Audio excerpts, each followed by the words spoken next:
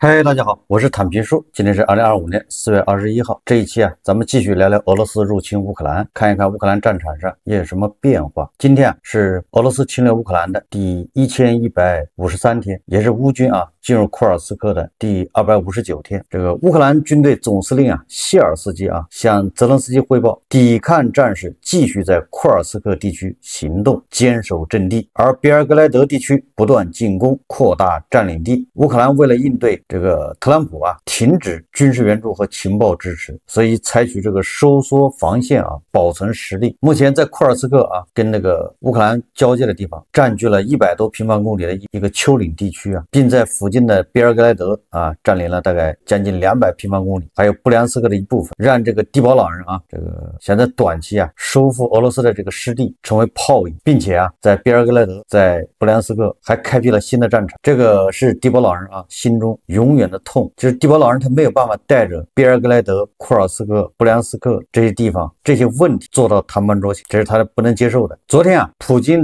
对外宣布要停火30个小时。昨天咱们节目也介绍了这就是普京的一个阴谋诡计给特朗普一点甜头，好像给特朗普点面子，最后把责任再推到泽连斯基头上。这个泽连斯基当地时间19日正式提出将停火期限从30个小时延长30天，也就是说你普京建议停火30小时，然后泽连斯基借坡下驴说30个小时有什么用直接就停30天，也就是反将普京一军这个泽连斯基说俄方临时停火的象征性本质。泽连斯基在社交媒体强调，若俄罗斯接受全面无条件停火框架，乌方将采取对等行动，但30小时的短暂停火仅能制造头条新闻，无法建立信任。我觉得泽连斯基还是棋高一招对吧？你停火30个小时，我直接停火30天，跟不跟？反将普京一军呢？这个俄罗斯方面的所谓的停火30个小时，它指的是在乌克兰，它停止进攻乌克兰30小时，看你乌军的反应能不能遵守。但是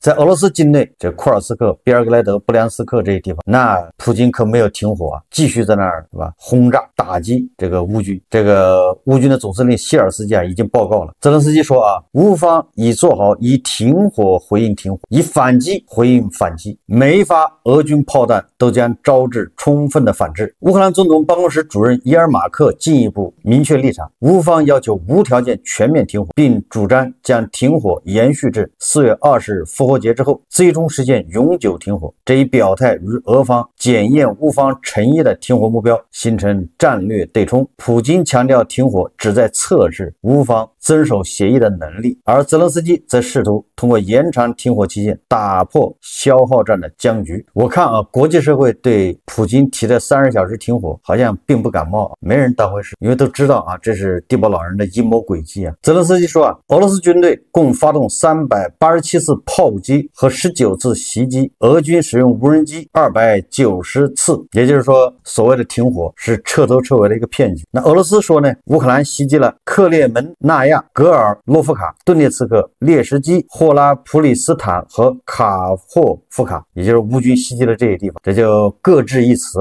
反正停火没人担正。这个美国的媒体放风说前五角大楼分析师迈克尔马卢夫表示，俄罗斯总统普京提出复活节休战建议，表明俄罗斯有结束乌克兰冲突并恢复谈判的意愿。他认为复活节休战是俄罗斯准备实现和平的信号。他强调，在我看来，这显示了俄罗斯想要结束这场危机的真诚意愿。这位专家认为，现在需要等待乌克兰领导人泽连斯基的回应。他补充道，泽连斯基已经表现出他无法遵守协议，也就是普京这个小花招管用了。有部分美国人上当，认为普京有诚意想恢复谈判想停火。这个俄罗斯不仅继续在打击轰炸乌克兰，而且根据乌克兰方面说法，俄罗斯使用携带化学毒剂的无人机袭击乌克兰的目标。乌克兰国家反虚假信息中心已通过特别部门和国家应急服务中心确认，俄罗斯军队在对乌克兰发动袭击时使用了配备有毒物质的沙赫德自杀式无人机。该消息于4月16日由国家反虚假信息中心发布，据称在一架无人机中发现了一个装有高浓度化学毒剂，叫催泪性毒气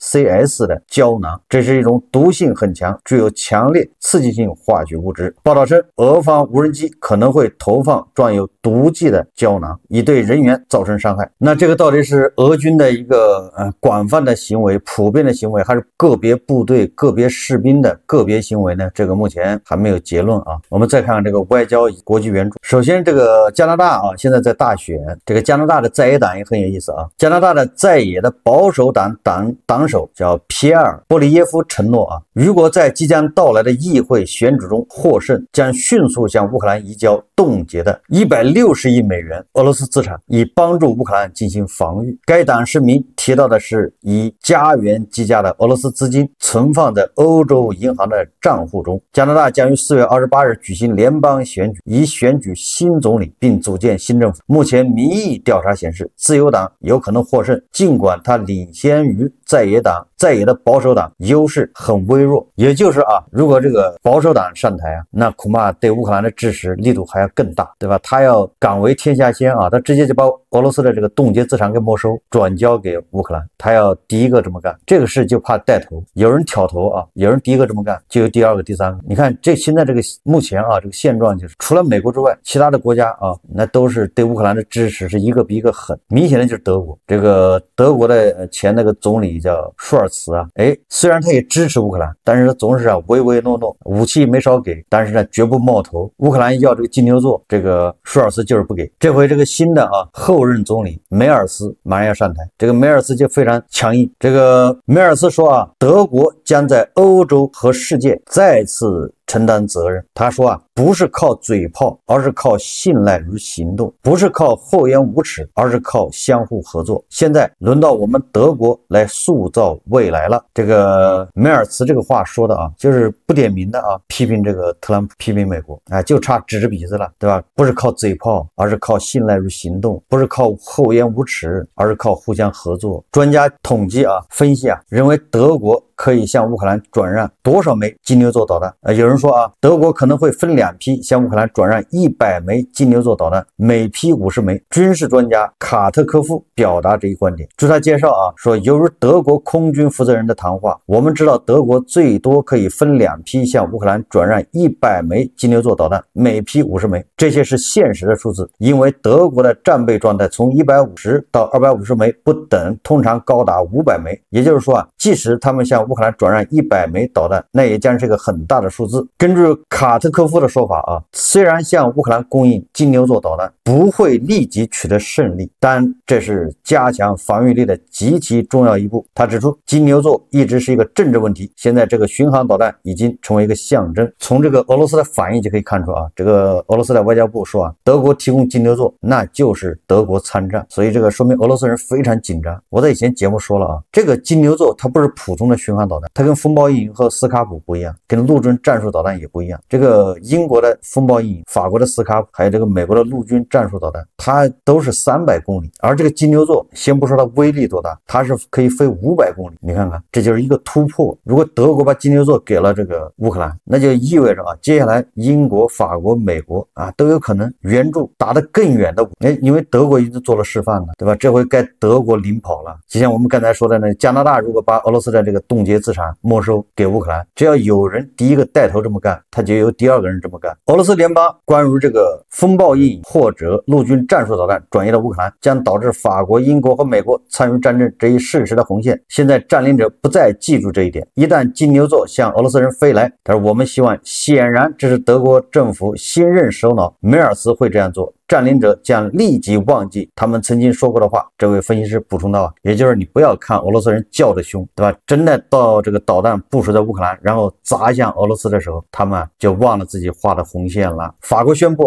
首批幻影2005F 已经全部交付给乌军，并成功部署。具体数量他没说有可能是10到12。法国还表示将会提供更多的幻影2000给乌军。目前的问题是飞行员的数量不足，也就是说乌克兰主要是飞行员缺，不能不说啊，这个法国总统马克龙啊，现在越来越这个务实清醒，什么意思呢？也就是法国总统马克龙打破幻想，就是欧洲不能再依赖美国了，越早认识到这一点，越主动，对吧？越早做准备，欧洲越安全。马克龙的讲话方式是2战以来欧洲领导人从未有过的，也就是没有委婉语气，没有幻想，也没有对华盛顿抱有希望。法国看清现实，说美国或许不再是欧洲的盟友，俄罗斯正在为一场新的战争做准备，欧洲大陆的未来取决于它的战斗意志，和平不能意味着乌克兰投降。马克龙这番话彻底粉碎了所有与克里姆林宫达成协议的梦想。明斯克协议证明俄罗斯不可信任，莫斯科唯一懂的语言就是实力，也就是咱们老说的普京只能听懂大炮的声音，而法国也准备好用实力说话。下周巴黎将召集各国军事领导人，这些国家愿意保障乌克兰的和平，不是通过文件或外交手段，而是通过实际的地面部队。欧洲不再软弱无力，这不仅关乎到乌克兰，更关乎新的世界秩序。法国已经正式提出整个欧洲大陆实施核威慑议题。马克龙明确表示，如果特朗普领导下的美国放弃欧洲，法国的核盾牌将随时待命，这在现代史上前所未有的。连这个波兰现在都已经达成一致了。我在以前节目说过，波兰它分2派波兰这个国家很独特它人口不多，面积不大，但是波兰因为历史原因，它就天然分2派，一派就是拥护美国，以那个总统那个杜达为首，他对美国抱有期望；一派是这个以总理图斯克为首，他是欧洲派，他认为需要紧密的团结在欧洲周围。现在这2派的达成一致他们希望法国来提供核保护，也就是他们已经发现了美国靠不住了，对吧？美国现在动不动要从东欧哪儿要撤人，把他的这个盟军要撤走。你看波兰都已经做好心理准备，要跑到法国的核保护伞。德国呢，我想这个梅尔斯一上台，恐怕会有这个选择。不仅如此，就在马克龙筹备军队之际，柏林又一位重量级人物正在崛起。德国现任总理德里希·梅尔茨，他强硬冷酷直率，10年来欧洲首次出现了2位不会躲在美国背后的领导人。不要说梅尔茨和马克龙了，现在就连这个斯塔默腰杆也慢慢一起来了，不再跟着这个特朗普后面点头哈腰了。梅尔茨上台之际特朗普领导下的美国已不再愿意牵扯到欧洲，他深知这一点，欧洲必须摆脱美国，这并非空谈，而是新的战略。他的目标是转移欧盟决策中心巴黎、柏林、华沙和伦敦，这才是新秩序的核心。你看看法国、德国、波兰、英国，这是一个新的轴心他说，欧洲将不再是一个畏惧自身阴影的大陆，它正在重新武装，投资于自身安全，并为任何可能情况做好准备。而乌克兰在此过程中不再是一个被动的受制者，而是一个关键的盟友。欧洲请求华盛顿允许采取行动的旧世界已经结束，一个新时代开始。在这个时代，乌克兰是规则制定者之一。乌克兰凭自己的实力对吧，获得了发言权。未来欧洲的安全，乌克兰有发言权了。大家知道为什么卢比奥在巴黎见了这个马克龙，见了英国还有德国还有乌克兰的代表之后他非常沮丧，说如果未来2天3天，对吧，看不到这个俄乌停火的什么关键性的这个步骤那么美国将放弃斡旋，对吧？美国还有很多重要的事可以做，其他优先事项。随后特朗普印证了这个说法，说明什么？这个我在以前节目分析过了，说明如果说俄乌双方，当然乌克兰这边还有欧盟、欧洲，对吧？如果双方有一方给美国希望，那卢比奥他都不会，或者就是特朗普他都不会轻言放弃，结局一定是双方都没有给特朗普给美国面子。面对乌克兰，面对俄罗斯，特朗普是深深的无力感，所以他才会沮丧，他才会说出撂挑子，不想斡旋了。那么显然这个话是在巴黎说的，那我们只能分析他在巴黎跟马克龙、跟斯塔默或者跟这个德国、乌克兰的领导人在沟通交流的时候受到了刺激，就没人听他的，对吧？你讲你的故事，对吧？你要让承认克里米亚是俄罗斯的，完了你要让这个乌东4个州要给俄罗斯，乌克兰什么领土混和平，乌克兰还不能加入北约，那你说欧盟、欧洲这些国家，乌克兰怎么可能答应他呢？肯肯定是嗤之以鼻啊，就不搭理他，不就是卢比奥那个还有那个特朗普的特使维特科夫热脸贴了个冷屁股吗？没有回应呢。哎，不要小看欧盟啊，因为这个美国特朗普他要跟普京达成交易，这里面一个关键的因素就是要欧盟解除制裁啊，欧盟人不同意啊，对吧？你这些领土混合品，人家凭什么同意啊？所以我觉得啊，这个美国人卢比奥、维特科夫甚至特朗普有一种深深的无力，他就是在欧盟这儿他也得不到任何回应，得不到任何的认可，就人家觉得你谈的什么玩意，对吧？就你谈的这些条件，那乌克兰自己去投降不就完了吗？还要你干啥？当然了，他在俄罗斯那儿一样的也是深深的无力感，遇到普京这样的选手啊，普京态度非常好，都认可都承认就是好，但是他就是不听话，特朗普无计可施啊，所以他在沮丧，算了，对吧？你们自己玩吧，我退出，我也不斡旋了。你看啊，这个美国媒体援引特朗普政府一名高级官员的话说啊，这个又是造谣啊，就是放风啊，说啊，乌克兰的国防部长乌梅罗夫啊，告诉美国官员，他说基辅对美国国务卿卢比奥在法国提出的计划表示90%的支持，这是美国媒体说的放风。结果啊，乌克兰国防部很快向天空新闻发表声明，这个辟谣啊，说啊，国防部不做政治性结论，因此不可能做出任何百分比评估。他说这本身不是国防部的工作范围，也就是你美国媒体在那造谣，说什么国防部啊，乌梅罗夫认可卢比奥这个所谓的和平计划。乌克兰国防部说啊，我们有几个原则立场，说我们支持美国早在3月11日提出的全面停火建议，而俄罗斯不支持美国的停火建议，并继续每天袭击乌克兰城市和基础设施。他说在这种情况下，不清楚任何人如何以百分比来讨论和衡量任何对话的进展。我一直说这个美国的媒体啊，他恐怕是受特朗普，对吧，这个小集团的这个指使啊，也开始放风，对吧，干扰视线。卢比奥到了法国之后啊，开始放风说，因为当时参加会议的有乌克兰的国防部长乌梅罗夫啊，说乌梅罗夫赞成卢比奥90%，那言下之意就是那乌克兰人是同意卢比奥的这个停火方案，大部分同意了嘛，求同存异，只有10%不同意，那再谈。结果卢比奥出来辟谣啊，没这回事。那言下之意就是差得还远着呢，对吧？你卢比奥，你们美国人搞那个和平协议，那是什么玩意，对吧？现在美国媒体也在放风嘛，说啊，美国要承认克里米亚是俄罗斯的，以此来挽留，对吧？来促使俄罗斯来对谈判有兴趣，这又是在放风啊。我昨天也说了啊，这个泽连斯基是不可能同意的，克里米亚是，对吧？2014年的事情丢的，你现在不管什么状态，乌克兰人是不承认的。这个你让泽连斯基签字承认啊，这是俄罗斯的，那是叫人家牵驴，泽连斯基拔橛子，你不把屎盆子往自己身上扣吗？啊，这个都是特朗普啊和他的小集团在放风干扰视线。但即便这样，这个普京他也不念好啊，普京还觉得你这个特朗普啊还是没使全力，还是在磨洋工，对吧？还有潜力可挖。这个梅德韦杰夫啊，他说啊，欧盟不插手俄乌冲突将更快解决。根据俄罗斯塔斯社报道啊，俄罗斯联邦安全会议副主席梅德韦杰夫18日表示啊，若欧洲效仿美国撒手不管，不介入俄乌冲突，俄罗斯将能够更快自行解决问题。美国官员表示啊，如果乌克兰问题没有进展，美国就撒手不管了，很明智，欧盟也应该这么做。这样的话，俄罗斯会更快解决问题。梅德韦杰夫在社交平台 X 上称啊，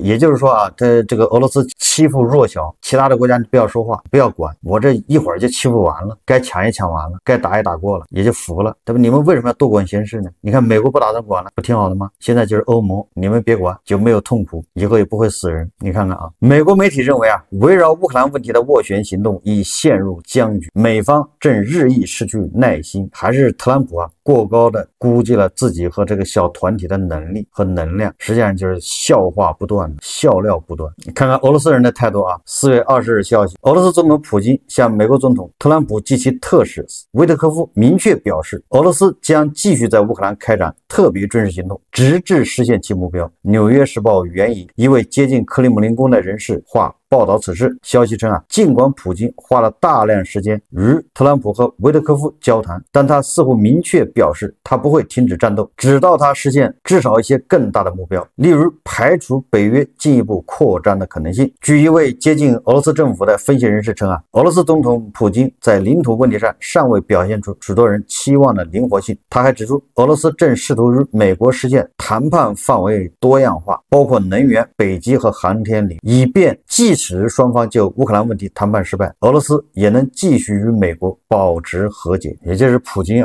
把特朗普拿捏得死死的。美国总统特使维特科夫承认，俄罗斯将受到胡萝卜的诱惑，这可能是放松对俄制裁和解冻被扣押的俄罗斯资产。也就是维特科夫就拿这些来引诱普京，普京就拿这个来反过来，对吧？钓这个维特科夫的鱼，对吧？人家是叫将计就计。所以根据这个 CNN 报道说美国计划安排特使维特科夫与俄罗斯方面再次会晤，希望该谈判与美乌谈判同时进行，以说服各方接受美国政府提出的和平方案。这个显然是想多了目前没有这种可能我们看看乌克兰现在是全国动员根据媒体报道说乌克兰政府决定在全国各地为平民开设军事训练中心。乌克兰总统泽连斯基的网站称现在乌克兰所有地区开设培训公民进行民族抵抗的中心。据悉，乌克兰国防部、乌克兰武装部队总参谋部、乌克兰国土防御部队、乌克兰地区军事管理部门、乌克兰民间和志愿者组织代表参加了工作会议，讨论这一倡议。这个倡议就是对乌克兰的青少年进行这个就是培训全民抵抗。我们看这个有媒体街头采访乌克兰的这个年轻人呢是如何看待泽连斯基的。大家看视频Зеленський чудово, того, що не збіжав, так сказати. За це чудово і ставлюсь. Ну, деякі в нього бувають такі провокаційні, звісно, відповіді на деяких прес-конференціях, а так, молодець, він захищає свою країну. Він патріот. Отлично. Честно, отлично. Мы вот недавно, кстати, общались на эту тему. Я считаю, что отлично. Ну, надо объяснять, почему или не надо. Ну, можете пояснити? Все, кто пишут, да, там, я смотрю очень часто видео в ТикТоке, вот подобные такие, вот как меня сейчас снимаете, пишут комментарии, там, вот там Зеленский дурачок, там какой-то еще не такой. Захожу в комментарии, смотрю, кто это пишет, а там какой-то Вася работает грузчиком за 20 гривен. Ну, в общем, короче, человек недалекий. Я считаю, что он молодец. Почему? Потому что очень большая на нем ответственность за всех. И нужно принимать решения. Он не может кинуть всех, да, и, ну, короче, очень большая ответственность. Я считаю, что он молодец. Те, кто пишет, что он не прав, ну, пускай сядут и попробуют управлять страной, когда война, когда вот куча всего. Поэтому... Нормально, ну, що, поки живі, нормально, а там подивимося. Ну, я на початку прям дуже топила, а зараз не знаю. Я якось пішла від політики, не розбираюсь, не цей. Ну, нормально, він наш президент, ми не маємо там якось проти супер бути, напевно. Маємо триматися разом. Зеленським без Зеленським, то вже таке. Я погоджуюсь з думками, те, що на момент війни, як сталося повномасштабне вторгнення, добре, що був Зеленський. Зеленський не зрадив, він не втік, як хтось думав, як хтось міг очікувати. Він не виявився проросійським президентом. Він реально чувак з яйцями і, типу, є дуже багато але стосовно його політики до війни, стосовно людей, яких він привів до влади, які оточують його зараз. Той самий Єрмак, це все дуже якось неоднозначно і цікаво. Теж він начебто проти кумівства, але людей при владі, які десь з ним працювали, перетиналися, які мають якісь відношення до кварталу, дуже багато. Але це все можна і потрібно якось вирішувати і дізнаватись набагато пізніше, після закінчення війни, бо після на даний момент війни, мені здається, ну, мабуть, добре, що він. 我们再看看俄罗斯，这个俄罗斯现在也是乱的可以首先是俄罗斯这个克拉斯诺达尔边疆区出现大规模逃兵现象。媒体报道在克拉斯诺达尔有100名俄兵集体逃跑，他们破坏围栏，冲进检察官办公室，场面堪比监狱暴动。因为这批俄军士兵知道只要回到前线那就是死，逃兵们宁可面对自己人，也不愿意再去当炮灰。这个其中有人偷偷的录视频，哭着说自己被军官虐待，被扔去送死。视频一发出来立马被删，没人管他们，没人救他们，只有俄兵一批批的送上战场去当耗材。更离谱的是在在前线死亡的俄军士兵太多，俄财政扛不住，抚恤金砍了一大半，从3万多美元砍到了1.9万美元。在很多地方，阵亡士兵家属已经在街头抗议。莫斯科选择无视，继续征兵，继续当耗材啊！终于激起了这些俄军士兵的反抗，100多人冲出这个基地。现在是俄罗斯的警察在大街上到处搜捕这100名俄军士兵啊！这个3年的侵略战争